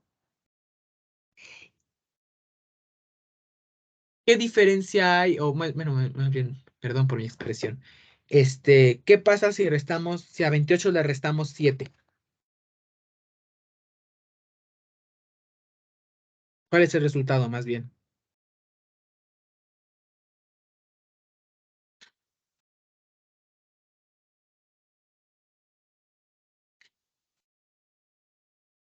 ¿21? 21.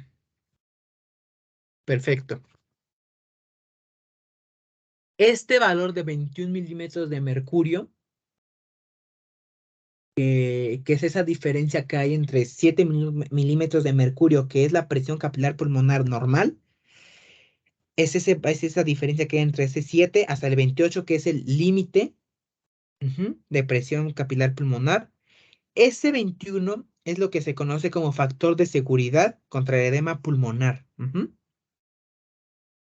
Entonces, una persona sana o bueno, incluso una persona con una patología cardíaca que pueda causar edema, se puede, digamos, tiene esos 21 milímetros de mercurio como que de margen para evitar la aparición de edema pulmonar. Una vez superados esos 21 milímetros de mercurio, ya, aparece el edema, ¿no? Inmediatamente rebasando el 28 milímetros de mercurio, ¡pum!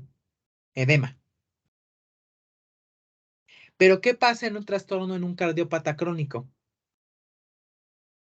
¿Ustedes qué se imaginan que pase en una persona que tiene una enfermedad crónica que afecte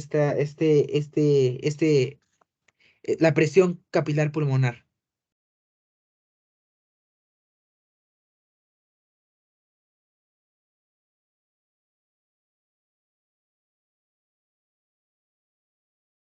El cuerpo de cierta manera se puede ir adaptando, puede ser. Muy bien, excelente,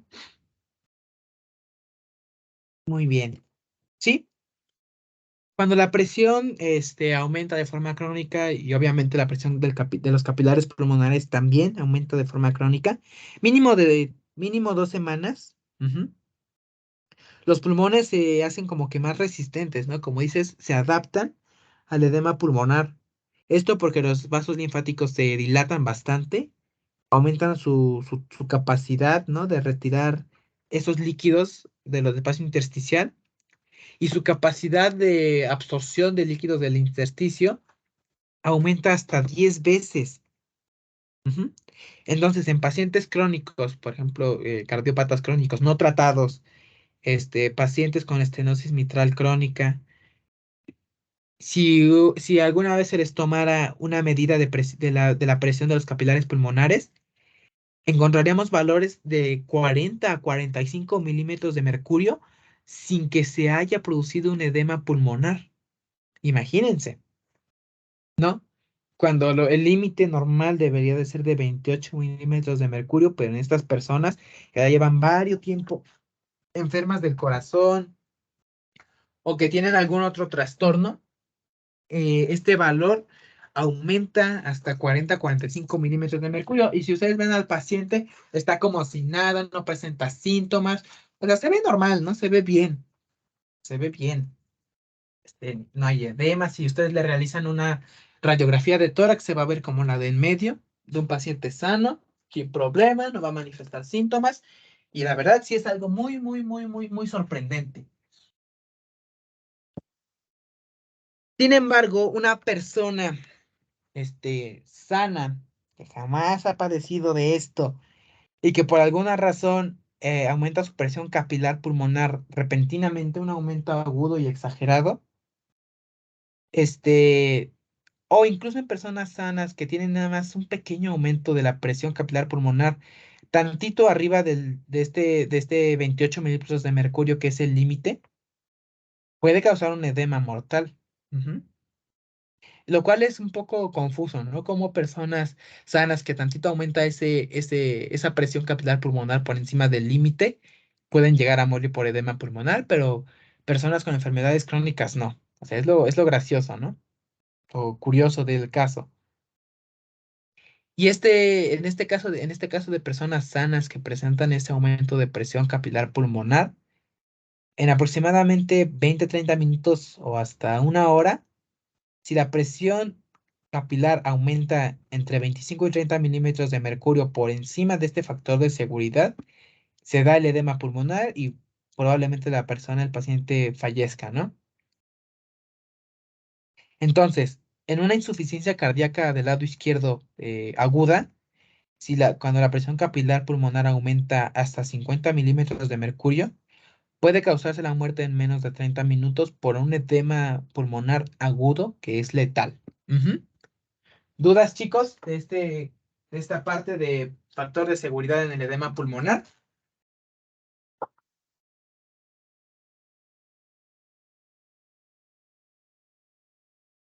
¿Dudas? ¿Dudas, dudas? No, no, todo bien. ¿Dudas, Todo Mari? bien, todo bien, gracias. Ok, entonces continuamos con el tema. Mi espalda. Vamos a hablar del líquido que está presente en la cavidad pleural. ¿Qué es la pleura? Recuérdenme qué es la pleura.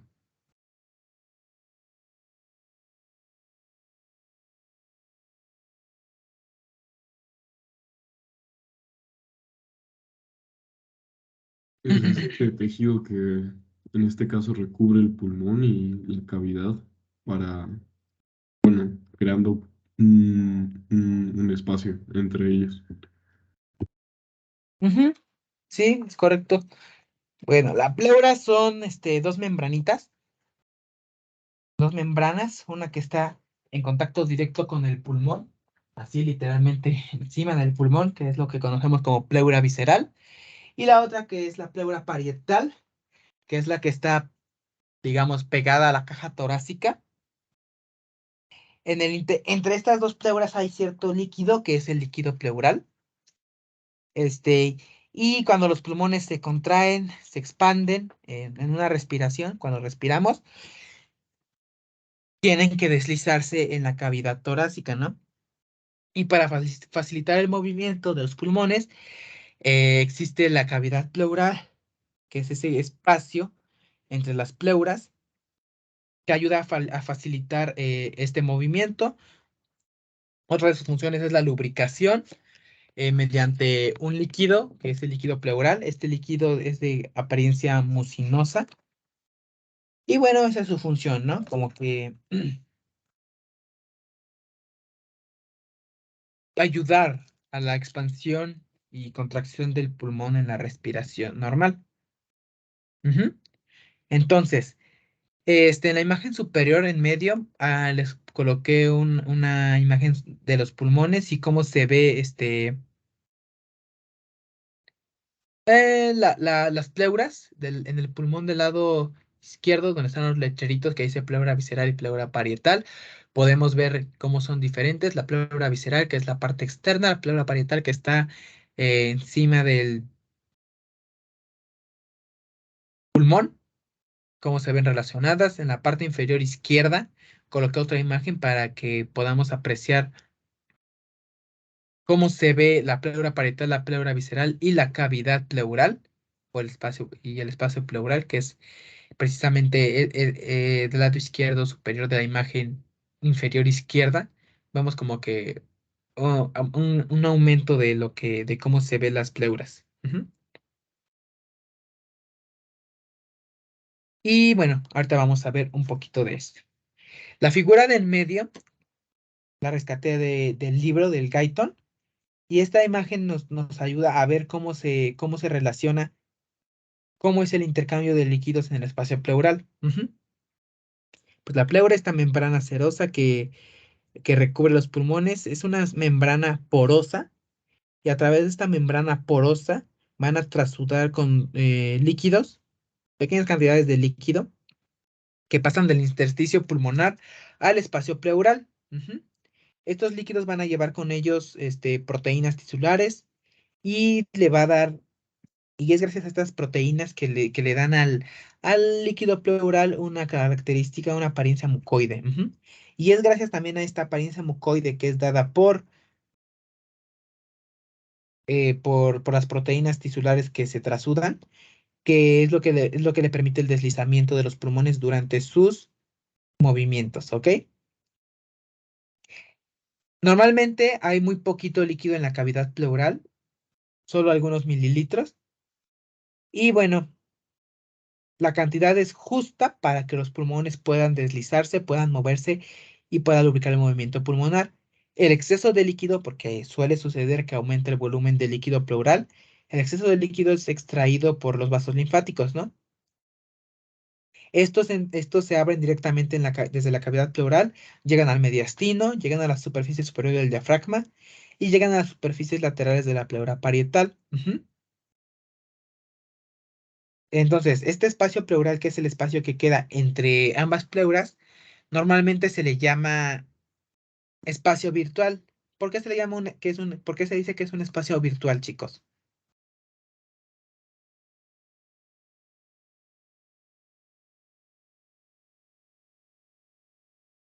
Porque solo se hace presente bajo condiciones patológicas, o bueno, porque es muy, muy pequeño.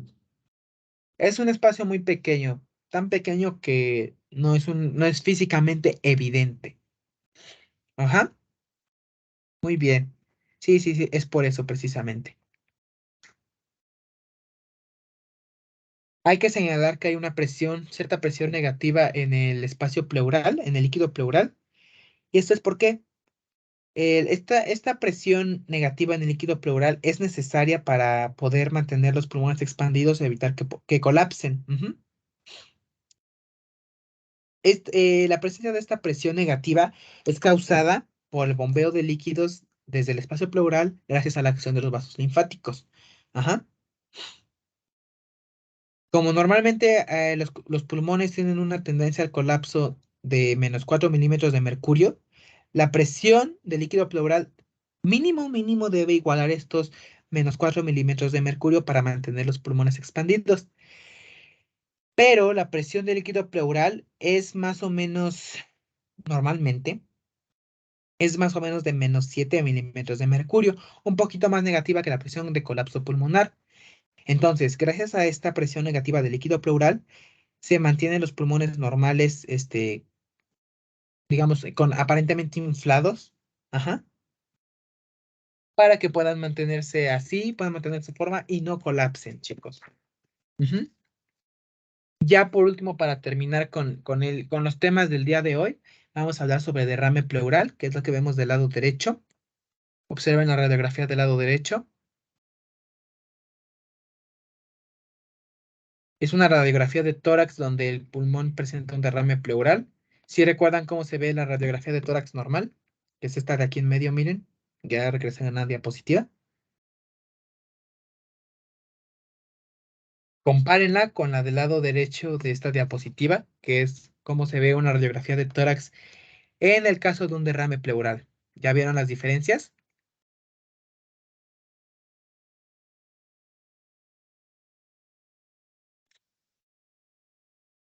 ¿Ya lo vieron?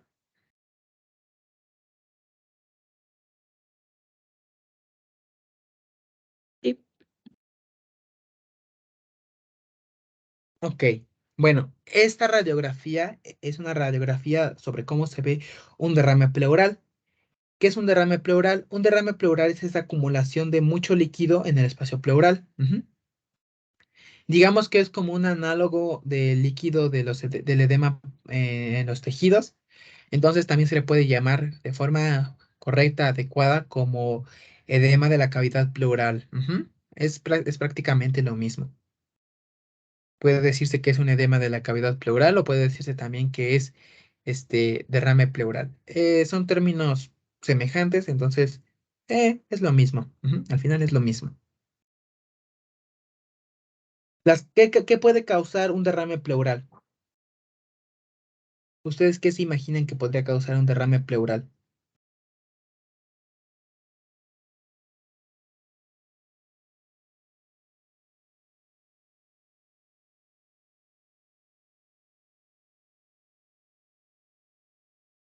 Defectos en el sistema linfático para absorber esa sección. Perfecto, esa es una causa. Ujú. El bloqueo del drenaje linfático, sí, es una buena causa, es una excelente respuesta. También puede ser causado por una insuficiencia cardíaca, que la cardíaca lo que causará es un aumento excesivo de la presión capilar periférica y pulmonar. Ujú. Y esto va a causar que haya extravasación de líquido, ujú, hacia la cavidad pleural.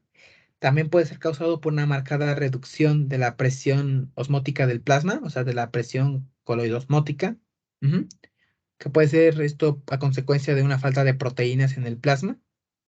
Ujú. Y por último, puede ser causada por alguna infección o por inflamación de cualquiera de las superficies de la cavidad pleural, ¿ok? Porque la inflamación y las infecciones normalmente lo que hacen es que aumentan la permeabilidad de los capilares, entonces pues, permiten la salida de proteínas y de líquido hacia la cavidad en donde bueno, en donde esto haya ocurrido, ¿ok?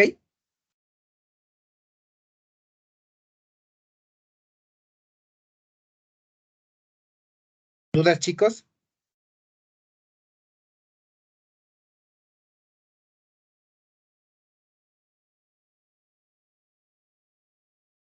Todo bien, gracias. Todo Ok. bien. Bueno, entonces eso es todo por el día de hoy, chicos. Todo sobre el tema del día de hoy. Espero que no les hayan quedado dudas. Bueno, dudas, que si quieren, si tienen dudas, díganme de una vez.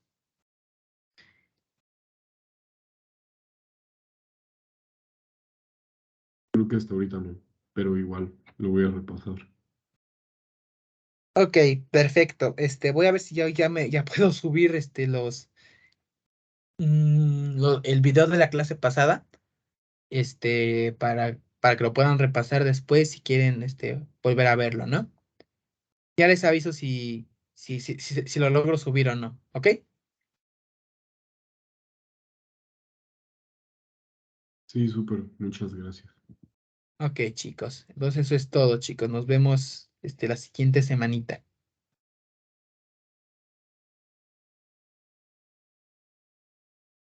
Nos vemos. Muchas gracias. Y gracias a Gracias. ustedes por asistir. Nos vemos, chicos.